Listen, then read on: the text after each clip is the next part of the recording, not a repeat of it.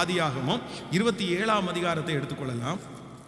ஆதியாகமம் 27ஆம் அதிகாரத்திலே 1வது வசனத்தை நம்ம வாசிக்க போகிறோம். ஆதியாகமம் 27ஆம் அதிகாரம் 1வது வசனத்திலிருந்து அப்படி தொடர்ச்சியாக வாசிக்கலாம். ஈசாக்கு முதிர் வயதானதினால் அவன் கண்கள் இருளடைந்து பார்வையற்று போன போது அவன் தன் மூத்த குமாரனாகிய ஏசாவை அழைத்து, என் மகனே என்றான். இதோ இருக்கிறேன் என்றான். அப்பொழுது அவன், நான் முதிர் வயது உள்ளவனானே, என் மரணம் இன்ன நாளில் என்று அறியேன். ஆகையால் நீ உன் ஆயுதங்களாகிய உன் அம்பரா துணியையும் உன் வில்லையும் எடுத்துக்கொண்டு வனத்திற்கு போய் எனக்காக வேட்டையாடி அதை எனக்கு பிரியமாய் ருசியுள்ள பதார்த்தமாய் சமைத்து நான் புசிக்கவும், நான் மரணம் அடையும் முன்னே என் ஆத்துமா உன்னை ஆசீர்வதிக்கவும் என்னிடத்தில் கொண்டு வா என்றான். ஈசாக்கு தன் குமாரனாகிய ஏசாவோடே பேசுகையில் ரெபேக்காள் கேட்டு கொண்டிருந்தாள். ஏசா வேட்டையாடி கொண்டு வரும்படி வனத்திற்கு போனான். அப்பொழுது ரெபேக்காள் தன் குமாரனாகிய யாக்கோபை நோக்கி, உன் தகப்பன் உன் சகோதரனாகிய ஏசாவை அழைத்து, நான் புசித்து எனக்கு மரணம் வருகிறதுக்கு முன்னே கர்த்தரை முன்னிட்டு உன்னை ஆசீர்வதிக்கும்படி நீ எனக்காக வேட்டையாடி அதை எனக்கு ருசியுள்ள பதார்த்தமாய் சமைத்து கொண்டு வா என்று சொல்ல கேட்டேன். ஆகையால் என் மகனே, என் சொல்லை கேட்டு நான் உனக்கு கற்பிக்கிறபடி செய். நன்றாய் கவனிங்கள்.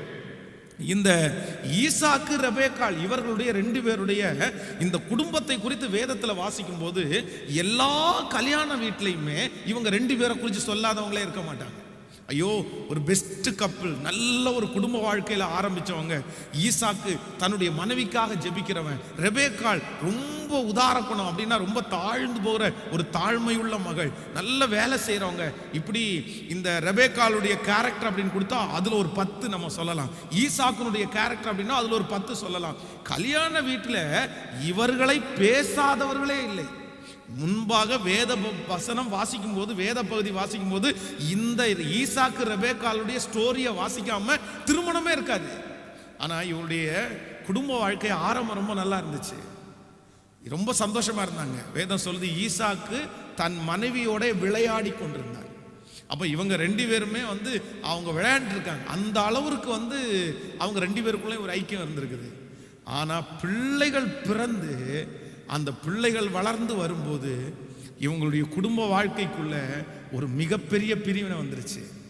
ஏன் வந்துருச்சு அப்படின்னா, இவங்களுடைய இந்த ஈசாக்கு மூத்த மகன் அவருக்கு ரொம்ப பிடிக்கும். அம்மாவுக்கு இளைய மகனை பிடிக்கும். யாக்கோபு குணசாலியும் கூடாரவாசியுமா இருந்தாங்க. ஏன் அவங்களுக்கு பிடிச்சிச்சுன்னு தெரியல. ஆனா இந்த 2 பிள்ளைகளும் பிறந்ததற்கு பிற்பாடு அவங்க குடும்ப வாழ்க்கையில ஒரு பெரிய பிரிவினை வந்துருச்சு. இப்போ ஒரு அம்மா தன்னுடைய தகப்பனார் சொல்றாரு, இந்த மாதிரி என் மகனே, இந்த மாதிரி எனக்காக நான் உன்னை சாகிறதுக்கு முன்னாடி ஆசீர்வதிக்கிறதுக்கு விரும்புறேன், நீ போய் வனத்திற்கு போய் எனக்காக வேட்டையாடி சமைத்து கொண்டு வா. ஈசாக்கு செய்தது மிகப்பெரிய தவறு. ஒரு பையனை கூப்பிட்டுருக்க கூடாது. அவருக்கு ஆண்டவர் கொடுத்தது 2 பிள்ளைங்க. 2 பிள்ளைங்களையும் முன்னாடி கூப்பிட்டு, நான் உங்களை ஆசீர்வதிக்கிறேன்ப்பா, ஏதாவது டார்கெட் கொடுத்து நீங்க செஞ்சுட்டு வாங்க அப்படின்னு அனுப்பலாம். ஆனா ஒரே ஒருத்தனை மட்டும் கூப்பிட்டு நீ போயிட்டு வான்றாரு. அவருக்கு கண்ணு சரியா தெரியாது. அதை யாரு கேட்டுட்டு இருக்கா அப்படின்னு சொன்னா ரெபேக்காள் ஒட்டு கேட்டுட்டு இருக்காங்க.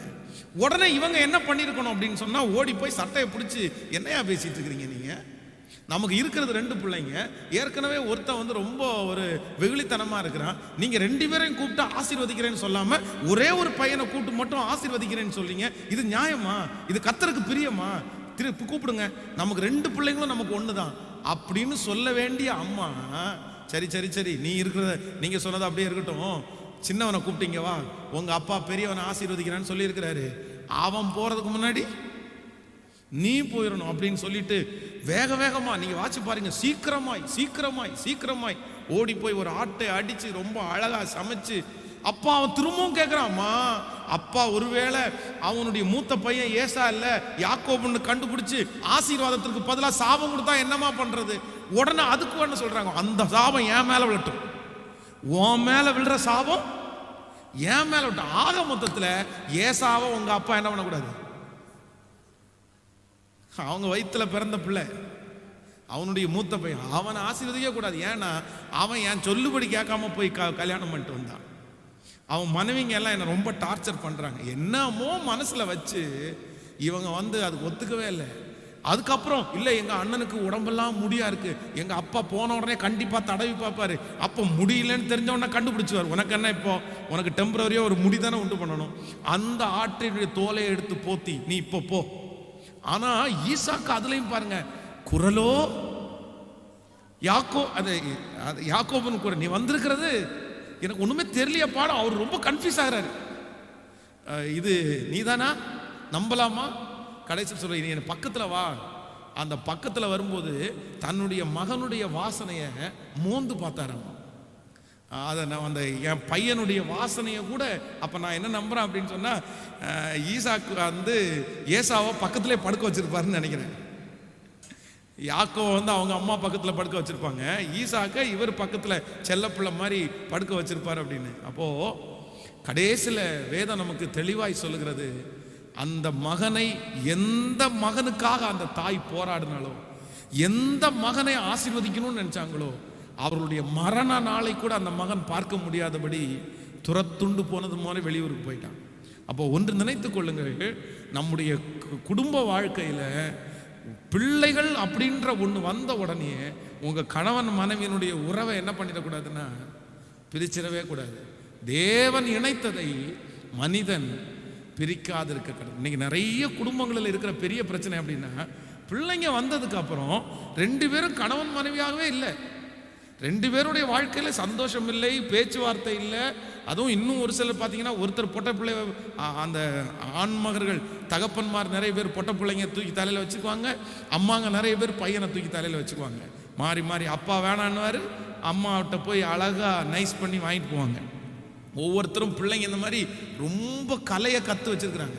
அம்மா அப்பாவை எப்படி கைக்குள்ளே போடுறது, அம்மா எப்படி விழுவாங்க, அப்பா எப்படி விழுவாங்க அப்படின்னு நிறைய கற்று வச்சுருக்குறாங்க. இதனாலேயே நிறைய குடும்பங்களில் பிரிவினை வருகிறது. ஒன்று நினைத்துக் கொள்ளுங்கள், நமக்கு 10 பிள்ளைங்க பிறந்தாலும் 10 பிள்ளைங்களும் சொல்லுங்க வரமாட்டேங்குது, ஒரே மாதிரி தான். இல்லை என் புள்ள, இந்த புள்ள சின்ன புள்ள வெள்ளையா இருக்குது, மூத்த புள்ள கருப்பா இருக்குது அப்படின்னு நேசிச்சிங்க, உங்களுக்கு மிகப்பெரிய ஆபத்து காத்து இருக்குது. எல்லாரையும் நிற்க வச்சு இவனுக்கு 5 முத்தம் கொடுத்தீங்கன்னா அவனுக்கு 5 முத்தம், நம்ம தான் முத்தமே கொடுக்கறது இல்லையே, அப்புறம் எங்கே போய்? இல்லை ஆண்டவர், இதெல்லாம் என்ன அப்படின்னா, நீங்கள் உங்களுடைய குடும்பத்தை உருவாக்குறதற்காக செய்கிற சின்ன சின்ன வேலை. காலையிலேருந்து நைட்டு வரைக்கும் அவனுக்கு சமைச்சு அவனுடைய துணி அயன் பண்ணி அவனுக்கு அவ்வளோ கஷ்டப்பட்டு கொடுத்து அவனுக்கு அன்பை காமிக்கவே தெரியாமல் இருந்தால் அவன் எப்படி உங்களை நேசிக்க முடியும்? ஆனால் அன்பை வெளிப்படுத்துவது மிக அவசியமான ஒன்று. ஆமேன் சொல்லுங்கள். நான் வந்து சில காரியத்தெல்லாம் சொன்னால் ரொம்ப ஜோக்காக இருக்கும். அவ்வளோ எங்களுடைய பிள்ளைகளை நாங்கள் நமக்குள்ளே அந்த அன்புக்குள்ளேயே இருக்கணும் அப்படின்னு நாங்கள் நினைக்கிறோம். அப்படின்னா திடீர்னு ஒரு நாள் அவங்களுடைய இந்த கன்னம் இருக்கு பாருங்களேன், அந்த கன்னத்தை அப்படியே கடிச்சு, ஒருத்தனுடைய கன்னத்தை கடிக்கும்போது எவ்வளோ அச்சு பதியுது பார்க்கலாமா, அந்த இம்ப்ரெஸ் பதியும் இல்லை, டேய் மூத்தவனுக்கு இந்த அளவுக்கு, சின்னவனுக்கு இந்த அளவுக்கு அப்படின்னு வீட்டில் மாறி மாறி ஒருத்தருக்கு ஒருத்தர் அவங்களும் இன்ட்ரெஸ்டாக கொண்டு கொடுத்து கடிங்க, இன்னும் கொஞ்சம் கடிங்க அப்படின்னு அவங்க அந்த இன்ட்ரெஸ்டாக செய்கிறத பார்க்குறோம். இதெல்லாம் என்ன அப்படின்னு சொன்னால், நம்முடைய குடும்பத்தினுடைய உறவை வளர்த்துவதற்கு மிக அவசியம். இது பிள்ளைகளுக்கு மட்டுமல்ல, நான் சொல்கிறேன், கணவன் மனைவியின் கூட நீங்கள் ஒரு நாள் என்ன பண்ணிடக்கூடாதுன்னா, உங்களுக்கு கொடுக்கப்பட்டிருக்கிற குழந்தைகள், இல்லைன்னா உங்களுக்கு கொடுக்கப்பட்டிருக்கிற சொந்தங்கள், உங்களுக்கு அம்மா அப்பா ஒரு நாளும் உங்கள் குடும்ப வாழ்க்கையை என்ன பண்ணிடக்கூடாதுன்னா பிரிச்சிடவே கூடாது. கணவன் மனைவின்ற உறவை அதை ரொம்ப புனிதம், அதில் நீங்கள் 2 பேரும் கர்த்தர் மட்டும்தான் இருக்கணுமே தவிர 3வது பர்சனுக்கு என்ன இல்லை, சத்தமாக சொல்லுங்க எல்லாருமே, இடமே கிடையாது. இல்லை எங்கள் அப்பா எப்படி என்ன வளர்த்தனா தெரியுமா, எங்கள் அம்மா என்ன எப்படி வளர்த்துனாங்க தெரியுமா, ஓகே.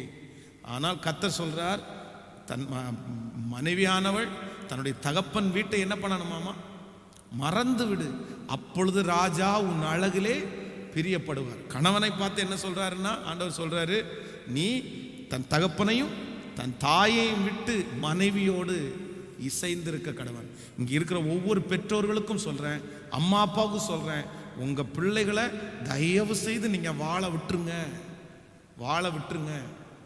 கல்யாணம் ஆனதுக்கு பிறகு பிடிச்சி உட்கார வச்சு, ஐயோ ஏன் புள்ள, ஐயோ ஏன் புள்ள, கஷ்டம் வந்தோன்னா ஏன் புள்ள என் வீட்டுக்கு வந்துருமா, நான் பார்த்துறேம்மா. எத்தனை நாள் நீங்க பார்ப்பீங்க? எத்தனை நாள் உங்களால பார்க்க முடியும்? உங்க பையனா இருந்தாலும் பொண்ணா இருந்தாலும் நல்ல தகப்பனும் தாயும் என்ன சொல்லுவாங்க அப்படின்னா, நீ கஷ்டமானாலும் நஷ்டமானாலும் எப்படியாவது ஜெபம் பண்ணி உங்க கணவனாரை காப்பாத்து, உங்க மனைவியை காப்பாத்து. ஆனா உங்க வாழ்க்கைக்குள்ள நாங்க என்ன பண்ணக்கூடாது, வரக்கூடாதுன்றத நல்ல அம்மா அப்பா சொல்லுவாங்க. நல்ல அம்மா அப்பா சொல்லுவாங்க. நல்ல அம்மா அப்பா இல்லை அப்படின்னா உங்க பிள்ளைங்க பாடுபடுறத பார்த்த உடனே நீ வீட்டுக்கு வந்துருன்னு ஹோப் கொடுப்பாங்க. இல்லவே இல்லை, நம்ம அந்த தப்பு செய்யவே கூடாது. நான் நம்புறேன் உங்க பிள்ளைங்க எவ்வளவு தூரம் பாட அனுபவிக்கிறாங்களோ அவ்வளோ தூரம் அவங்க குடும்ப வாழ்க்கையை வெற்றியாய் கர்த்தர் மாற்றுவார், அவங்கள சாட்சியாய் நிறுத்துவார். ஸோ நம்பர் 2, இரண்டாவது, நம்முடைய குடும்பத்திற்குள்ள மூன்றாவது ஒரு நபர் வந்து நம்முடைய குடும்ப வாழ்க்கையை உடைக்கிறதற்கு நம்ம என்ன பண்ணக்கூடாது? நம்பர் 1, ஃபர்ஸ்ட் என்ன, நம்முடைய குடும்ப வாழ்க்கைக்குள்ள எது வந்து பிரிக்கிறதுக்கு ஒப்பு கொடுக்கக்கூடாது? பொறுப்புகள் வந்து நம்முடைய குடும்பத்தை ஒரு நாள் என்ன பண்ணிடக்கூடாது, பிரிச்சிடக்கூடாது. அப்படி குடும்பத்தை பிரிக்கிற பொறுப்பு நமக்கு, சொல்லுங்க, அப்படிப்பட்ட உயர்வு, அப்படிப்பட்ட பதவி, அப்படிப்பட்ட பொறுப்பு, அப்படிப்பட்ட பணம் நமக்கு வேண்டாம். அது வேண்டாம், அதுக்கு சும்மா இருக்கலாம், அது செய்யாம இருங்க. நம்பர் 2, இரண்டாவது, நம்முடைய குடும்ப உறவுக்குள்ள மூணாவது ஒரு நபர் வந்து நம்முடைய குடும்ப உறவை பிரிக்கிறதுக்கு நம்ம என்ன பண்ணக்கூடாதுன்னா, எல்லா உறவை விட மேலான உறவு குடும்ப உறவுன்னு நீங்க நினைக்கணும்.